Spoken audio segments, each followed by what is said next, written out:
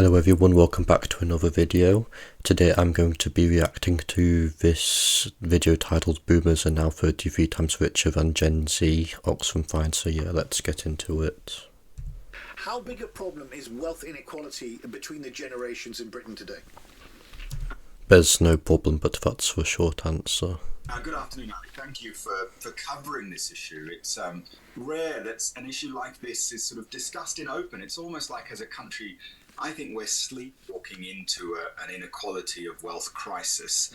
I do think this is serious for all those statistics you just mentioned, but it's also damaging in so many ways when it comes to how society works. It's damaging because there are generations of young people who are losing hope. They feel increasingly insecure because they don't have access to a property, a home to buy, a place to live in that they can call home.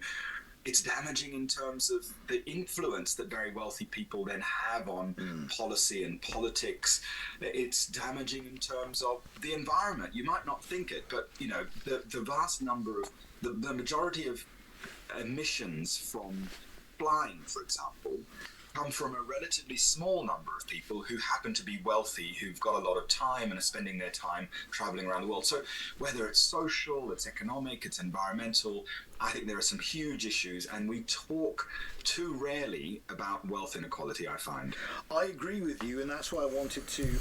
I would say that wealth inequality is basically a false issue. It's not really something that we need to be talking about, because wealth inequality is not nowhere near extreme enough for us to actually take issues with it.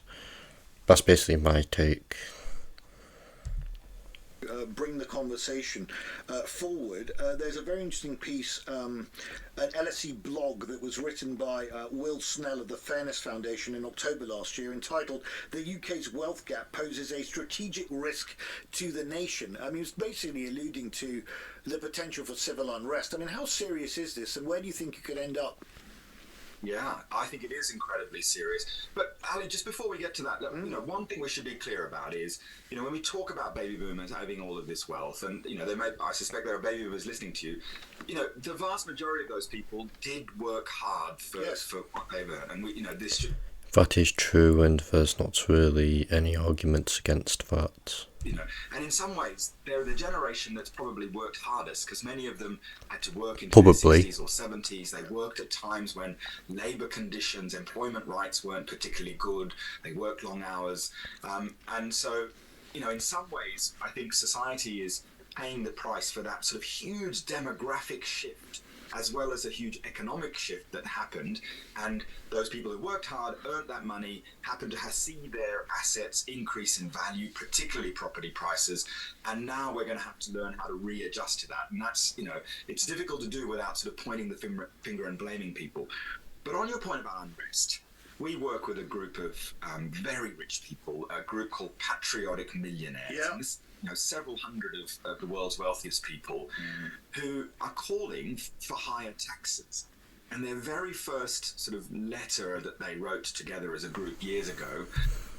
There is no reason to bring in higher taxes. Taxes are already too high as of right now. There's no reason to increase the taxes. It'll just make the poor poorer. Was called Taxes, Not Pitchforks. Yes. And this is thesis, you know, not mine, it's their thesis, that unless as a society we start to rebalance these inequalities and injustices, we will have pitchforks, that there will be social unrest, because if you lose hope, if you think that you can't ever get your foot on the ladder, that there's no prospect for you to accumulate that wealth, and you start resenting these people who have vulgar amounts of wealth that they can't even work out how to spend, that to me is a recipe for social unrest, and we owe it to ourselves to do something about it. Well, indeed, they had a meeting at the Savoy Hotel not so long ago when they were talking about pitchforks and torches, because even the wealthiest in society, at least some of them, can understand that if some of these wealth inequalities are not addressed, it's heading to a very, very dark place. I mean, you mentioned the fact that there could also be impacts on the democratic system in terms of concentrations of power. When you have a situation situation where the top 1% in this country have 10% of the wealth equivalent to the bottom 50% of the population. That is a worrying statistic. That's because the top 1% of wealthy people have contributed way more to society than the bottom 50% of people. It's really that simple. The bottom 50% of people didn't really do anything to deserve the wealth of being in the top 1%. Is it not? Yeah, it is. And look, there's another bit of data that I wanted to bring up, which is we worked with that group, Patriotic Millionaires, and earlier this week published some polling. And it's fascinating polling because it's a poll done of millions. So we worked with a polling company to identify about 3,000 people around the world who've got net disposable wealth of more than $1 million US. So that's, outside their home and the things that they need to use day to day. And we asked them whether they think wealth is damaging democracy. And guess what? More than half of them think that extreme... I do think that there's too much money in politics, but I have no problem with people like handing £20 donations to their preferred party or anything like that. It's like when multi-billionaires probably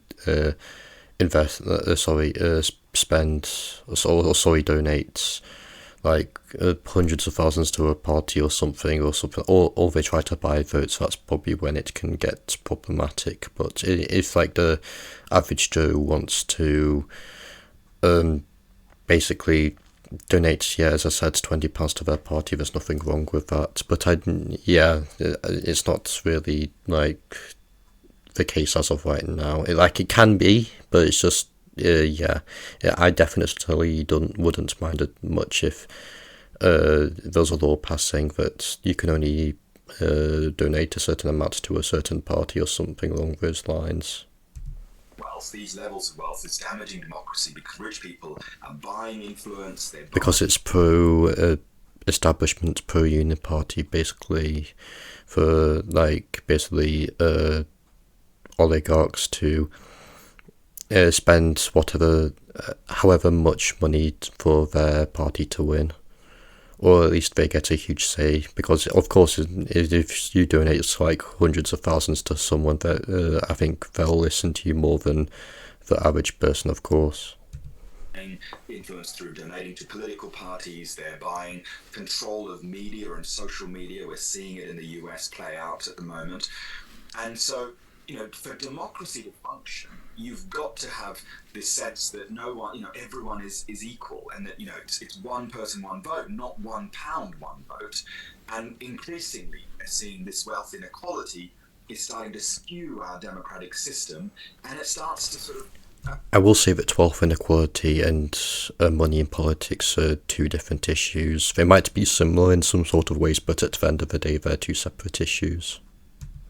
The problems start to accumulate because the rich then protect their own interests by having low taxes on inheritance, for example. And inheritance tax should not be a thing at all. I'm on the rich's side there, and even for like the average family in the UK, inheritance tax affects them when someone dies. Like it goes for basically everyone in this country. If anyone in the country dies and the average amount of wealth on them, the government will come in and tax a portion of that, which shouldn't be a thing at all. I despise the idea of inheritance tax. That just means they get even more money. That then builds up even more pressure on the social fabric that holds us together. Is the answer to this not what I was discussing in my first hour of my program, which is growth in the economy? You broaden the pie, you grow the size of the pie, and then everyone can have a stake in that. Why does it have to be built around redistribution, raw, hard redistribution from the wealthiest to others and intergenerationally, rather than growing the... I really do not like the word redistribution. It's basically, in my eyes, it's giving money to people who don't deserve it.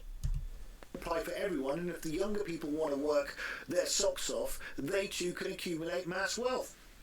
Well, I think that, this is what economists call trickle-down theory, right? So this idea that if you grow the whole economy, that, eventually some of that wealth and prosperity will trickle down. My stance on trickle-down economics is that I believe it works if that sector is not monopolised. If it is monopolised, it starts to break down. The problem with that theory is that it's just not happening, right? Take the last 14 years in the UK. Blame the government for that, the state. If you happen to be in the top 1% of wealth holders in the UK in 2010, then over the course of the last 14 years, you've seen your net average per capita wealth increase by £2.2 million. So if you happen to be in the top 1% in 2010, there's been all this wonderful growth. Your wealth has grown by more than £2 million per person. Meanwhile, for the vast majority of British people, as you said in your, just a few minutes ago, their wealth has actually been decreasing for younger people, for people out of work, and as I said before, blame the government. So on. And so, that's just one evidence, a piece of evidence. I can give you hundreds of pieces of evidence all around the world that this sort of ideology that we've been fed over the last few decades around the world, that, the state can just sort of sit back and watch the market work and eventually... That's unfortunately not the case. The state is actually heavily involved in the economic market. I wish it really wasn't heavily involved, but it is. Every one of us will be better off. It's not happening. Like, the UK government is trying to regulate as much stuff as possible, if you ask me. Here, it's not especially under Labour. happening in the US. It's like, if they haven't done it now, they will do it in the future. Not to happen even in continental Europe, where the state is sort of pulling back. And so I do think we need to have a more active system of redistribution, not to... No. That's the basic libertarian response to that statement. No. Just no. Not to be overly punitive of entrepreneurs and those people who are creating wealth, but to make sure... And that's the end of the video. Let's just see what it says. Okay. And that's the end of the video, so thanks for watching, and I'll see you in the next one.